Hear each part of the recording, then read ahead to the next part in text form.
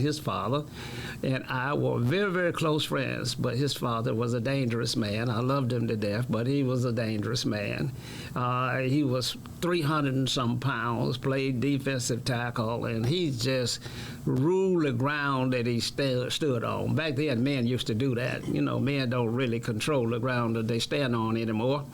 They've been feminized in many ways. Now I see them making commercials in pink underwear and snatching their pants off and running around the block and all kind of crazy stuff. Very few men do you see now beating their chest and giving you the gorilla imitation. I only see that in sports. The rest of the black male he's been rendered to something less than what he ought to be. But tonight I have with me, as I said, in the studio, a young man, Curtis Williams, who in many ways is much like his father. And I have the opportunity of reliving my experiences at Alcorn State University with his dad and now with him. Curtis, it's good to have you here. How have you been, sir? It's good to be here, sir, and thanks again for having me on your show. Dangerous man. Very dangerous.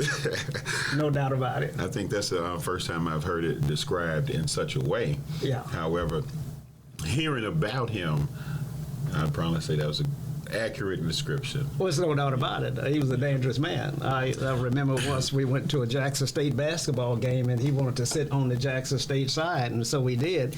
And then he wanted everybody over there to be quiet. And I said, Curtis, I said, you're going to get us killed. He said, no, we're not. We're going to make them be quiet. And so he was that kind of guy. But, you know, he was a fun-loving guy, and just wonderful to be around. And I can definitely understand that two-sided type of person where you fun-loving and then there's the danger.